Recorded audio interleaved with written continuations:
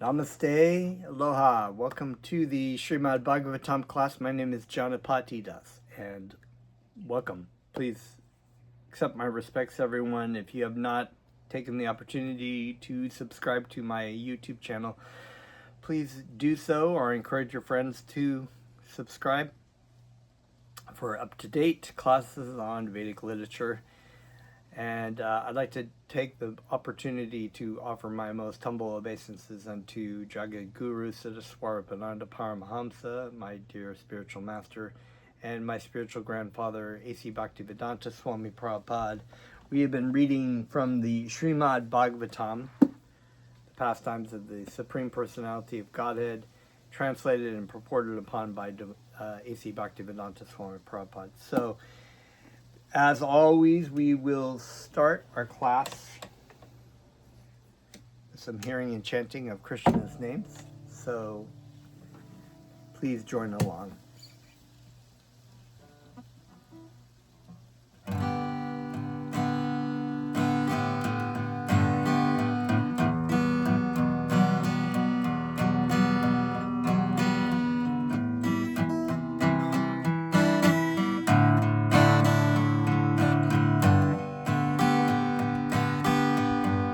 Namo Siddha Swarupananda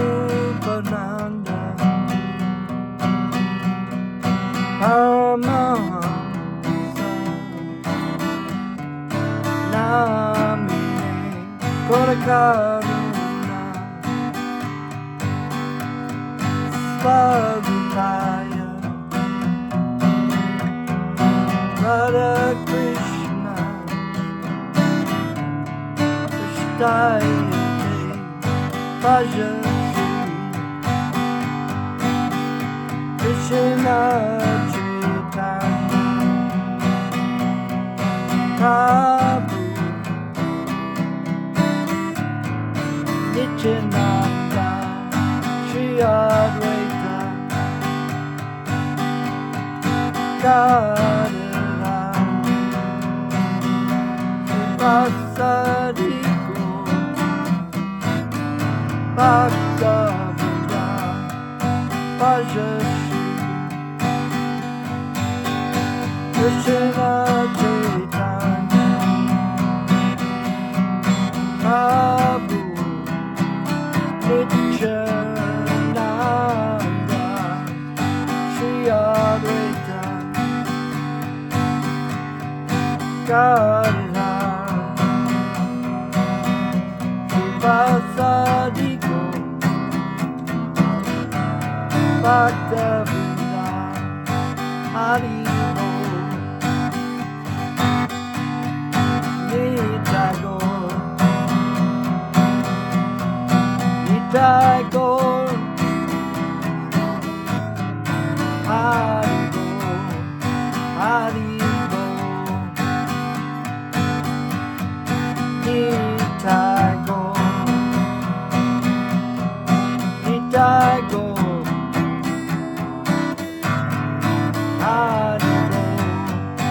Hare Krishna, Hare Krishna, Krishna Krishna,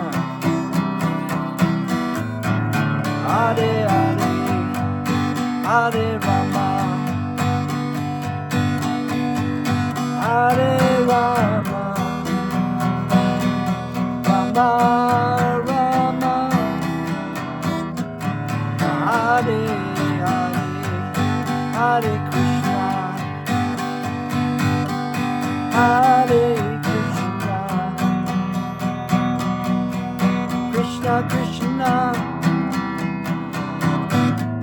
Hare Hare, Hare Rama, Hare Rama, Rama Rama, Hare Hare, Hare Krishna, Hare Krishna, Krishna Krishna, Hare Hare,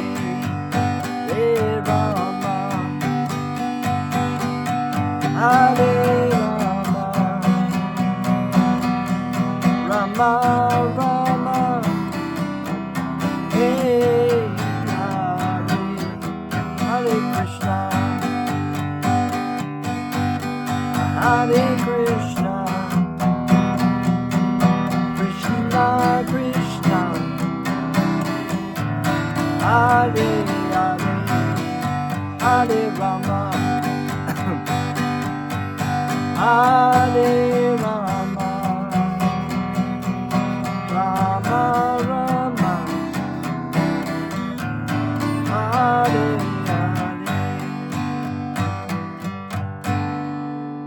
Haribo. Namo Siddhaswarupananda Paramahamsa Namine Gaurakaruna Swarupaya Radhakrishna Prasthayate. Om Namo Bhagavate Vasudevaya. So, welcome back. We are reading from chapter 2 of the Srimad Bhagavatam, first canto, part 1. And we have been reading a chapter entitled Divinity and Divine Services. Divine Service. And Shuta Goswami is at this great sacrificial arena of the Naimisharanya, and he is answering questions from the sages at this great sacrifice that is happening. And he's answering pretty much the idea, the goal, which was summarized in the first chapter, first canto, of everything is to be done. And the conclusion of all Vedic knowledge is Krishna, surrender to Krishna, love Krishna. And the duties that one does in their life should be to that goal. It was like I was trying to explain to somebody just today or last night about it's okay to have to cultivate your dharma, or your activities of this world, of what you're doing in this life. Arjuna was a warrior. I am a teacher. Some people have different, so it's okay to be able to engage in the development of that, but to what end is what the means is. So we must act in this world, we must do our occupational duties to come to further our relationship with Krishna. So we left off at text 9. Dharmasya hi apavargasya narthorataya pakalpate narthasya dharmanikanatasya Kamolabaya hi smrita. Dharmasya, occupational engagement. He, certainly. Apavargasya, vargyasya, ultimate liberation. Not. Artha, end. Arthatha, for material gain. Upakalpate is meant for. Neither. Arthasya, of material gain. Dharma eka antasya.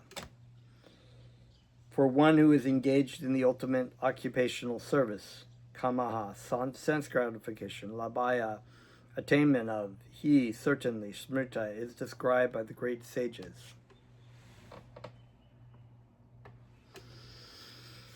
And, okay, translation. All occupational engagements are meant for ultimate liberation. They should never be performed for material gain. Furthermore, according to sages, one who is engaged in the ultimate occupational service should never use material gain to cultivate sense gratification. So, purport. We have already discussed that pure devotional service to the Lord is automatically followed by perfect knowledge and detachment from material existence. But there are others who consider that all kinds of different occupational engagements, including those of religion, are meant for material gain. The general tendency of an ordinary man is any part of the world is to gain some material profit for exchange for religious or other occupational service. This is a very good point. I've been trying to memorize there are 5 forms of liberation, liberation in the material world. Some of them are sayuja. I'm trying to learn the Sanskrit, but sayuja is with the to merge into to merge into the Brahmajyoti, to merge into the form of Krishna, which devotees do not accept, or they think of that as spiritual suicide, but it is kind of a form of liberation that is accepted. And we have Swarupya, which is to take on the same spiritual form as Narayan, and there is also to be in the, I'm learning the words still, so it's Shalokya, which is to actually go to the planets, same planet as where Krishna or Vishnu is living. There is also, 1, 2, 3, there is to take on the same, to be in the association and to service, the association of the Supreme Lord. I don't know the word yet. So I think it's Salisha or something like that. And then, of course, there is the, to have the same opulence as the Supreme Lord. So there are these are very high forms of liberation. What is often, but there's a differentiation of elevationism that many Christians actually who engage, like they said, in some kind of material, some kind of exchange, religious or occupational service to go to heaven. Well, there's different grades. There's actually those who want, if I do this, then God will give me this in this material world, like a good wife, a good house, material boons to live very comfortably in this world. Then there is this elevation to the heavenly planets, which God, if I do this much sacrifice, I will go to a heavenly place where I can enjoy with my family. This is often the concept of what Christians and Muslims think of, go to the gardens where the water flows and the beautiful gardens and 72 virgins that you can have and drink alcohol. These are kind of heavenly planets where you can experience these sort of things. But that is considered still the material world. The liberation, that the 5 forms of liberation are done in the spiritual world, or in the Brahmajyoti, spiritual effulgence. But even beyond that, the devotee of Krishna does not want any kind of liberation, is not seeking any kind of liberation, but is seeking the favor of Krishna, is to serve Krishna in any capacity, wherever that might be. So the tendency of the common living entity in the material world, and depending on whatever conditioning they might have, is to do it for me, and even in spiritual life, we approach spiritual life with this sort of expectation. We approach marriage with this expectation. What is in it for me? What can I get? What am I going to get out of this, instead of what can I do that's pleasing for God? Now that comes with it the liberation, the benefit for the individual spirit soul, of course, but that is not what the living entity is seeking. He just is so in love with Krishna, he will do what he wants, that Krishna may accept it. Even in the Vedic literatures, for all sorts of religious performances, an allurement of material gain is offered. And most people are attracted by such allurements or blessings of religiosity. Why are such so-called men of religion allured by material gain? Because material gain can enable one to fulfill desires, which in turn satisfy sense gratification. And so even the Vedic Arjuna was told about a lot of different paths, yogic paths, and the Vedic not Sanatan Dharma, the Varnashram. Why am I forgetting this? Varnashram, Varnashram system of Dharma, of practice, that it has certain things. Okay, well, you can have this and you can have this, but you have to give up this, and you sacrifice this to give up this, and this helps elevate you towards a more pure understanding of being a pure devotee of the Brahma Bhuta stage. Even in the Vedic literature, is for all sorts of. Okay, I read that. Why are so the cycle of occupational engagements includes so-called religiosity, followed by material gain, and material gain followed by fulfillment of desires. Sense gratification is a general way for all sorts of fully occupied men. But in the statement of Sutta Goswami, as per the verdict of the Srimad Bhagavatam, this is nullified by the present shloka, where he says you should never be performing occupational engagements for material gain. And so this is what Krishna was telling Arjuna, that just fight for me without the attachment, just surrender unto me and do my will, and I will do the rest. Don't worry about it. Don't worry about the attachment. Don't worry about the results. Just fight. The cycle of occupational engagements includes so-called religiosity, followed by. Okay, so I read that. Sense gratification is the general way for all sorts of fully occupied men. Okay, I read all these. Okay. One should not engage himself in any sort of occupational service for material gain only, nor should material gain be utilized for sense gratification. How material gain should be utilized is described as follows. Now, that being said, there are a wide variety of things, but what is being said by Sutta Goswami here is that also there is a standard that one should set, and then there are gradations for those who cannot do it. But in the end game, one should not just do it as a means to say I'm a religious person, and be all holy and all pure, but really what my goal is to get this material stuff. So you're wearing the cloak of the religious person and speaking as if you're a pure devotee of Krishna, but at the same time you have all these desires that you want to fulfill, and you're hoping to fulfill by doing this, because if I'm going to be the spiritual teacher and I'm going to get the throne and I'm going to get people taking care of me and doing all these things for me, and I get the best stuff, and if I say something that I want, they'll give it to me. And so in your mind, you're thinking that's really what...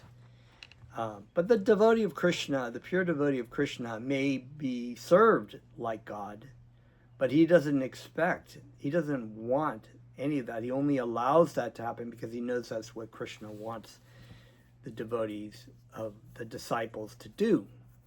But he could care less if they would just all go away. He'd probably want them to all go away.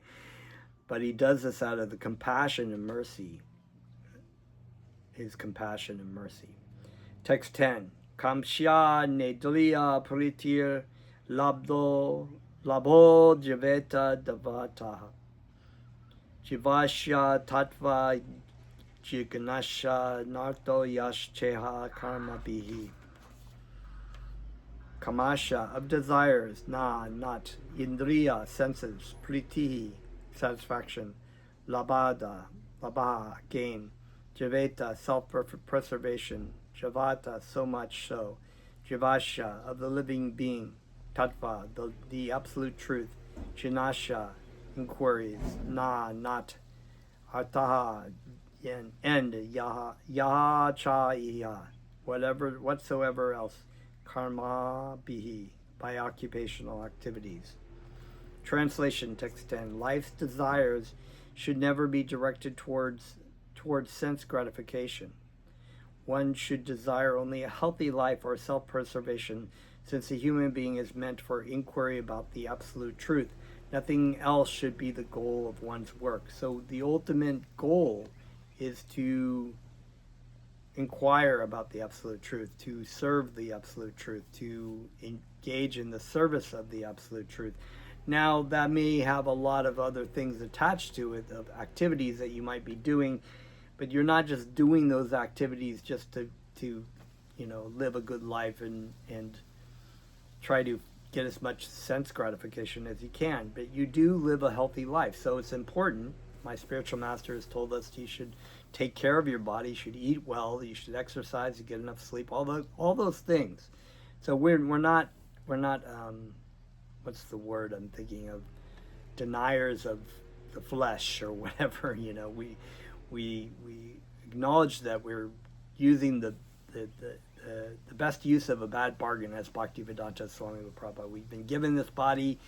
It sucks a lot of times because it hurts, or as we get older, it starts to fall apart, or we have to deal with the threefold miseries and things that go along with the body, and the great satisfaction of your desires is really not much. It's not very satisfying at all, actually. But we take care of our body. We use our body in the service. It belongs to Krishna. We use it in the service of Krishna. So therefore we take good care of it because it's Krishna's body. It belongs to Krishna. It's Krishna's energies. So we use it in the service to glorify Krishna and to use in the service of our spiritual master. So there is really no other goal we shouldn't be doing. So we should be asking ourselves, when we're using our time, what are we doing and why are we doing it? What's the purpose? Are we just kind of goofing off and wasting time? Or is we using our time wisely in the service of Krishna? The completely bewildered material civilization. I like that. Completely bewildered material civilization. That's a great line. We are the completely bewildered material civilization. Is wrongly directed toward the fulfillment of desires and sense gratification. In such civilization, in all spheres of life, the ultimate end is sense gratification. It's true. In one way or another, even if we are in the mode of goodness and it's still about us. It's still about what we're going to get out of this. What are we going to enjoy? How are we going to enjoy it? What can we manipulate to enjoy it? How can we act in our day to try to gain more enjoyment? Then we wonder why there's chaos, why there is so many problems in this world, why there's so much war, why there's so much degradation of the environment. It's because of this attitude that it's about us. It's about our enjoyment. Instead of thinking, well, this is actually God's. Everything animate and inanimate belongs to God. So how can I use what's been given to me in the service of Krishna and to help others? That's a really good attitude to have. In the civilization and all spheres of life, the ultimate end is sense gratification. In politics, social service, altruism, philanthropy, and ultimately in religion, or even salvation, the very same tint of sense gratification is increasingly predominant. In the political field, the leaders of men fight with one another to fulfill the personal sense gratification. Yeah, there's a lot to be said about that too. But this also makes me think about the prosperity gospel. If you don't know that, you can Google it. But it's basically a philosophy in sort of Protestant Christian mega churches that says that God wants you to be prosperous and enjoy your life materially, so you should actually pray to God for money and for prosperity, not just to serve God, but just to serve yourself as some kind of like whatever, some kind of thing that's praising God. And of course that comes in with it. The more you donate, the more God is pleased. The more you donate to the church, to the salaries of the pastors and whatnot, the more you benefit. The more likely you're going to go to a heavenly place. And this is what they teach. It's completely demoniac because you got these pastors who are basically living off the money that's been given by their followers, and they have Rolls Royces and jets and nice clothes and lots of houses and whatnot because they've been given money, because they tell people God will be happy if you give me money. This has been going on for a while. The voters adore the so-called leaders only when they promise sense gratification. And that's true too in politics. It's all about it's about what they say. It's about the economy, stupid. So everybody is really interested mostly about, like, how am I doing financially? How am I doing, am I getting more money back so I can enjoy things? How is this going to make my life better materially? As soon as the voters are dissatisfied in their own sense satisfaction, that they dethrone the leaders. The leaders must always disappoint the voters by not satisfying their senses. The same is applicable in all other fields. No one is serious about the problems of life. Even those who are on the path of salvation desire to become one with the absolute truth and desire to commit spiritual suicide for sense gratification. But the Bhagavatam says that one should not live for sense gratification. One should satisfy the senses only in so much as required for self-preservation and not for sense gratification. Because the body is made of senses, which also require a certain amount of satisfaction, there are regulative directions for satisfaction of such senses. So it's not good to do more, because there will be no ending to what the senses want. If you have $1 million, then you want to have $1 billion. If you've got beautiful women, you want more beautiful women, or maybe beautiful men too, or maybe children.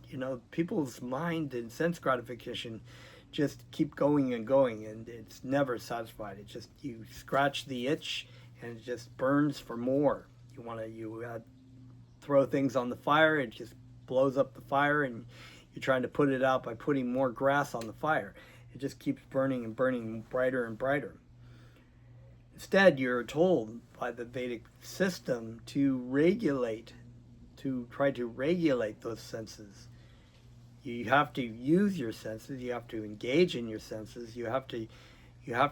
It's not like you can just deny your senses completely, because you're in a body and you have to eat and smell and hear and do all those things, but you don't have to go out of your way to, like, overtly try to make your life all about stimulating the senses to try to get yourself to be satisfied. You just do what you need to do. We have really nice senses. We use our ears, and we hear beautiful music that's accompanying Krishna's names. We make food, we offer to Krishna for Krishna's senses, and then we use our senses to enjoy the Mahaprasadam. It's not saying that we don't. It's just saying that you don't have to make your life about it. One should satisfy the senses only in so much as required for self-preservation and not for sense gratification. So we take care of our body. We eat well. We eat healthy.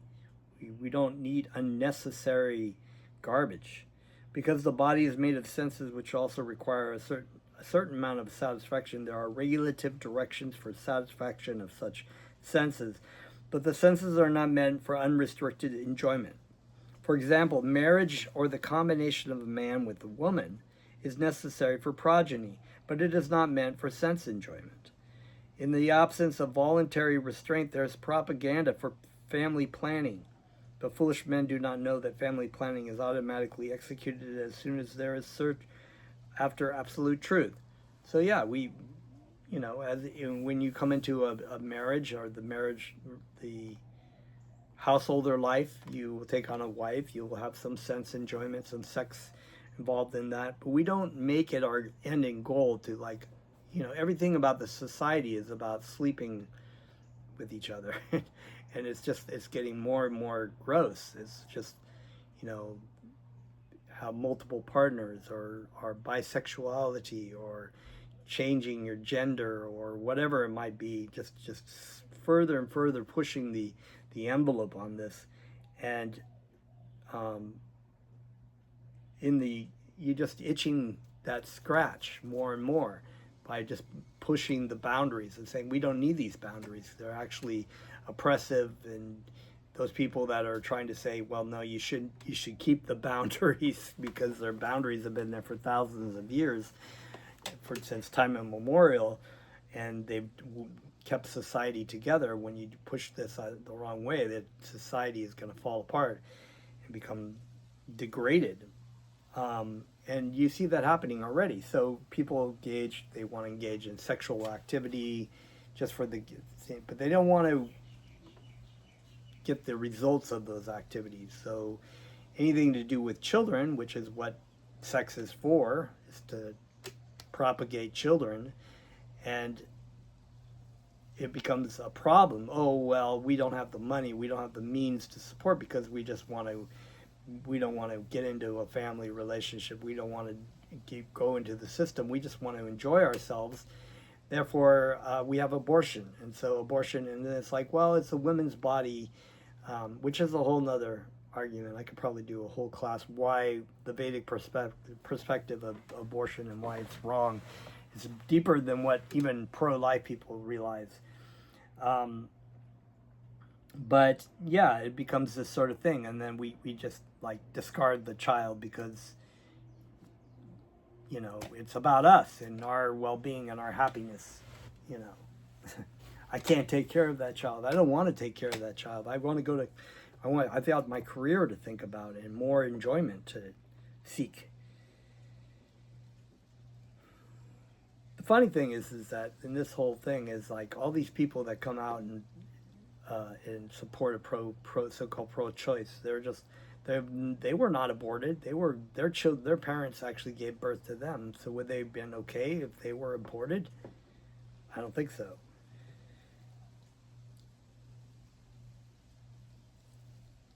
Okay, so seekers of the absolute truth are never allured by unnecessary engagements in sense gratification, because the serious students seeking the absolute truth are always overwhelmed with the work of researching the truth. And we have plenty to do. I mean, this is the first canto of 10 cantos, and that's like thousands of pages that we were going to be reading through, with so many purports and so many things to learn about. And that you've got so much. You've got this huge banquet hall, as my spiritual master would say, of knowledge of the absolute truth that you can go through. We're too busy to really be engaging in things that are not going to benefit us. It's like, oh yeah, I want to just enjoy myself. Well, I've got Krishna here to deal with. You know, it's like that's an anxiety, that's a transcendental anxiety that is good to have. Like, I don't have time. I got to learn more about Krishna. I got thousands of lectures from my spiritual master, from Bhaktivedanta. We got books. You know, we were just, even my spiritual master's lectures alone, there's so many to listen to. We not talk about the books of Bhaktivedanta, the videos, the transcripts of Bhaktivedanta Swami Prabhupada, and the books and transcripts of Bhaktisiddhanta, or even the writings of Bhakti Vinod Thakur, or the Goswamis, or Rupa Goswami, and all the books that were written by them, and all the way through our disciplic line. All the spiritual masters have written great, they call Smriti scriptures. The scriptures that are written about the Shruti scriptures, are written about the revealed scriptures. The writings written by disciples and students of and spiritual masters and sages about, you know, the Bhagavad Gita, the Srimad Bhagavatam, and whatnot. And so we're overwhelmed with the work of researching the truth. Why spend so much time researching the non-truth, or the partial truth, or just whatever is opinions, millions of opinions, sitting around reading comment boards of people's opinion, as Bhaktivedanta famously coined. Even the drunk in the street has an opinion. Everybody's got an opinion, but do they have any kind of value? No. In every sphere of life, therefore, the ultimate end must be seeking after the absolute truth. And that sort of engagement will make one happy, because he will be less engaged in varieties of sense gratification. And what that absolute truth is explained as follows. So people are seeking the absolute truth. They just don't know where to look for it. They're looking for love in all the wrong places. They seek it in the material sense gratifications, but they are really seeking Krishna. They want that loving relationship that they've given up. They want that back. They just don't know what it is. Text 11. Vedanti tat tatva vidash tatvam yajgananam advayam plameti paramatmeti Bhagavan iti shabdyate. Vedanti, they say, tat, that, tattva vidya, the learned souls, tattvam, the absolute truth, yat, which, gananam, knowledge, advayam, non-dual, brahma iti, known as Brahman, paramatma iti, known as Paramatma, Bhagavan iti, known as Bhagavan, sabdyate, it so sounded. Translation, text 11. Learned transcendentalists who know the absolute truth call this non-dual substance Brahman, Paramatma, and Bhagavan. So we know that the three forms of God realization, Brahman, the Brahman effulgence, the undifferentiated energy coming off the body of Sri Krishna, the Paramatma, the expansion of Krishna into the heart of all living beings, and Bhagavan, the Supreme Personality of Godhead, Satchidananda Vigraha. The Absolute Truth is both subject and object, and there is no qualitative difference there. Therefore, Brahman, Paramatma, and Bhagavan are qualitatively one and the same. And because we are Brahman, we are also of Brahman, we are qualitatively the same as Bhagavan. We are the same spiritual energy as Krishna, as the spiritual world, but we are quantitatively different. Therefore, the same substance is realized as impersonal Brahman by the students of the Upanishads, as localized Paramatma by the Hiranyagarbhas, or the yogis, and as Bhagavan by the devotees. In other words, Bhagavan, or the personality of God, is the last word of the Absolute Truth. So we call it the Absolute Truth because God realization comes in different forms. People have different kinds of realizations of God, and they have different relationships with God. Some people see God as an impersonal force, and they are a burning bush. They have this sort of relationship to God. Some people have a reverence relationship, so they give names of God. There are names of God that denote this kind of relationship. But Krishna means the most attractive, the most sweet, the most soft and gentle. This relationship is with the Supreme Personality of God, as Sri Krishna, who is the most dear and loving and wonderful. Now, his qualities come in different forms, of course, in on reverence, is Narayan, or sometimes terror, in like incarnations like Hiranyakashipu. But even then, Prahlad Maharaj has this different kind of mellows of a relationship with with the Supreme Personality of Godhead, even in the form of Hiranyakashipu. Sorry, Lord Nrsingadev, not Hiranyakashipu. Lord Nrsingadev. He was encouraged by all the great sages and demigods who were terrified by Lord Nrsingadev's activities. He was like, well, can you calm him down, because they knew that Prahlad was very humble and just offered the garland and immediately the devotee, the love and the lover and the loved saw each other. It's very beautiful.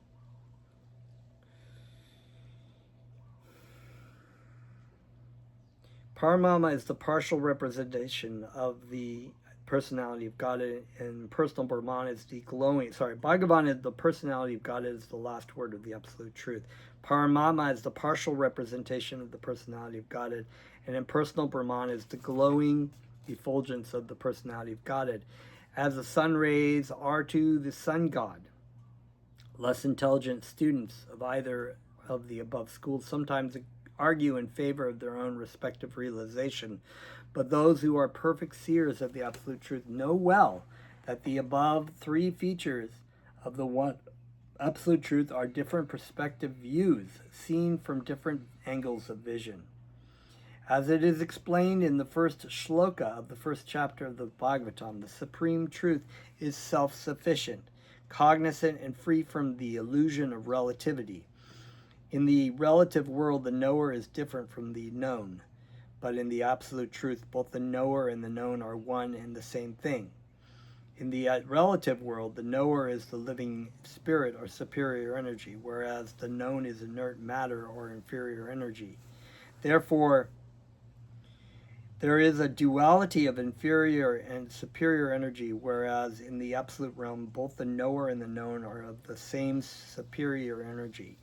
There are three kinds of energies of the supreme energetic. There is no difference between the energy and the energetic, but there is a difference of the quality of energies. That's an important point. So Krishna is one, you know. Nitya Nityanam Chaitanas Chaitanam. Krishna is, God is great, God is one, but he is also, his energies are multifarious. The absolute realm and the living entities are of the same superior energy, but the material world is inferior energy. The living being is in contact with the inferior energy, is illusioned, thinking he belongs to the inferior energy. Therefore, there is a sense of relativity in the material world. In the absolute, there is no such sense of difference between the knower and the known, and therefore everything there is absolute. Amazing. Text 12. Tachradya tradadana munayo gana varaya yuktaya patashtani atmani chatmanam pashyanti yanti atmani chatmanam bhaktya shruta gritaya.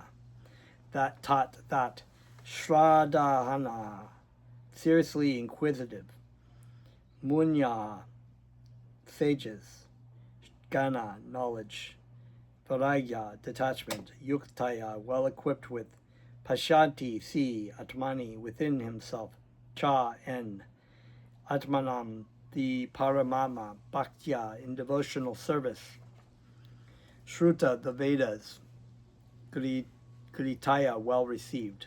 Translation, text 12. The seriously inquisitive student or sage,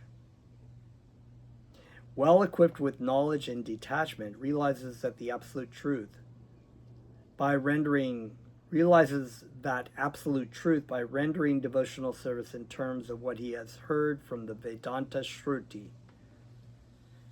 The seriously inquisitive student or sage, right, well equipped with knowledge and detachment from the material, understands that one can understand that absolute truth by rendering devotional service.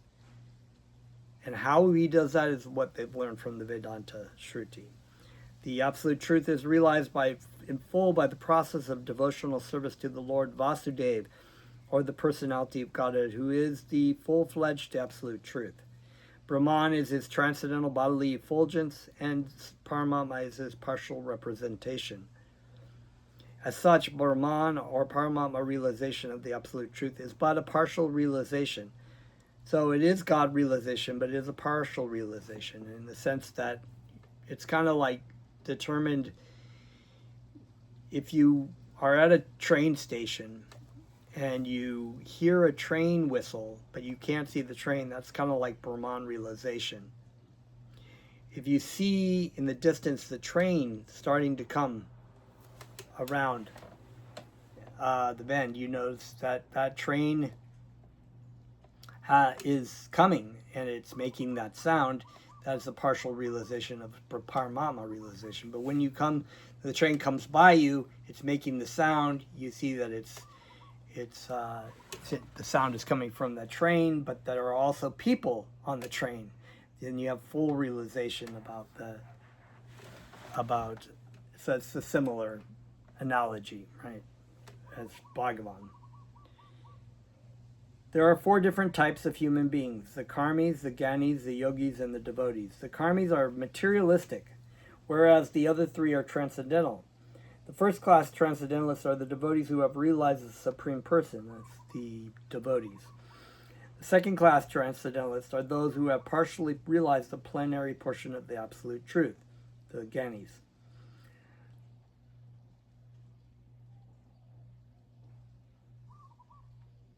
Realize the plenary portion of the Absolute Person. And the third class transcendentalists are those who have barely realized the spiritual focus of the Absolute Person. Sorry, there's the devotees, the yogis, and the gyanis. And then those who have not realized, which are the karmis, materialists. As stated in the Bhagavad Gita and other Vedic literatures, the Supreme Person is realized by devotional service, which is backed by full knowledge and detachment from material association. We have already discussed the point that devotional service is followed by knowledge and detachment from material association. So that is you come to the point of Brahmabhuta. Nirvana is that point where you've completely detached yourself from material sense gratification and you are ready to begin the Brahmabhuta stage. The Brahmabhuta stage is then therefore that stage of engaging in devotional service with full knowledge and complete renunciation from material sense enjoyment. We have already discussed the point that devotional service is followed by, so as Brahman and Paramatma realization are imperfect realizations of the Absolute Truth, so the means of realizing Brahman and Paramatma, i.e. the paths of Jnana and Yoga, are also imperfect means of realizing the Absolute Truth. Devotional service, which is based on the foreground of full knowledge combined with detachment from material association, and which is fixed by the oral reception of the Vedanta Shruti, is the only perfect method by which the seriously inquisitive student can realize the Absolute Truth. Devotional service is not, therefore, meant for less intelligent class of transcendentalists. There are 3 classes of devotees, namely first, second, and third class. So that's the Uttama Adhikari, the Majjhima Adhikari, and the Kanista Adhikari. Third class devotees are the neophytes, the Kanista Adhikari, who have no knowledge, are not detached from material association, but who are simply attracted by the preliminary process of worshiping the deity in the temple, are called material devotees. So a lot of times people may come into the process of chanting, and then they're given very minimal information, and they're given the service to worship the Arka Vigraha, the statue or the deity in the temple. Material devotees are more attached to material benefit than transcendental profit. Therefore, one has to make definite progress from the position of material devotional service to the second class devotional position. In the second class position, the devotee can see 4 principles in the devotional line, namely the personality of Godhead, his devotees, the ignorant, and the envious. One has to raise himself at least to the stage of a second class devotee and thus become eligible to know the Absolute Truth. A third class devotee therefore has to receive the instructions of devotional service from the authoritative source of Bhagavata. The number 1 Bhagavata is the established personality of devotee, and the other Bhagavatam is the message of Godhead. So we've talked about the Srimad Bhagavatam. The Bhagavata is the personality who can transmit the message of the Bhagavatam, which is about Krishna. The third class devotee therefore has to go to the personality of devotee in order to learn the instructions of devotional service. So we're given sadhana bhakti, which is bhakti yoga and practice. Such a personality of devotee is not a professional man who earns his livelihood by the business of Bhagavatam. Such a devotee must be a representative of Shukadev Goswami, and like Sutta Goswami, and must preach the cult of devotional service for the all-round benefit of all people. So it's not. There are people in India who go around and people pay them they go to weddings or whatever, and they're very eloquent in their Sanskrit and their enunciation and singing of the Bhagavatam, but they get paid, and their heart is not. Their voice is very beautiful, but their heart is not. So you can have a devotee of Krishna who can read Sanskrit, but maybe doesn't sing well or chant well, or maybe is weird looking or to your eyes, or is handicapped, or whatever it might be. If they are a pure devotee of Krishna, and you're judging them on the materialistic features, then that is a great offense. Such a personality of devotee is not... Okay, so such a devotee must be a representative of Shukadev Goswami, like Suta Goswami, and must preach the cult of devotional service for the all-around benefit of all people. A neophyte devotee has very little taste for hearing from the authorities. Such a neophyte devotee makes a show of hearing from the professional man to satisfy his senses. This sort of hearing and chanting has spoiled the whole thing, so one should be very careful about the faulty process. The holy message of Godhead, as inculcated in the Bhagavad Gita or in the Srimad Bhagavatam, are undoubtedly transcendental subjects, but even though they are so, such transcendental manners are not to be received from the professional man, which spoils them as a serpent spoils milk simply by the touch of his tongue. So his venom gets into the milk, and which is very beautiful and very, tasty and healthy, and then this poison gets in there, and it looks the same. It looks like it's the same words and the same story. It might be the same story, but it has the poison of that non-devotee in it, so that if you heard it, even the same words, you are going to be poisoned by theoretically. Sincere devotee must therefore be prepared to hear the Vedic literatures like the Upanishads, Vedanta, and other literatures left by previous authorities or Goswamis for the benefit of his progress. Without hearing such literatures, one cannot make actual progress, and without hearing or following the instructions, the show of devotional service becomes worthless, and therefore a sort of disturbance in the path of devotional service. Unless, therefore, devotional service is established on the principles of Shruti, Smriti, Purana, or Pancharatra authorities, the make show of devotional service should at once be rejected. An unauthorized devotee should never be recognized as a pure devotee. An assimilation of such messages from the Vedic literatures, one can see the all-pervading localized aspect of the personality of Godhead within his own self constantly. This is called samadhi. Wonderful. So I think we'll stop there and pick up next time on text 13. Thank you very much. Namaste.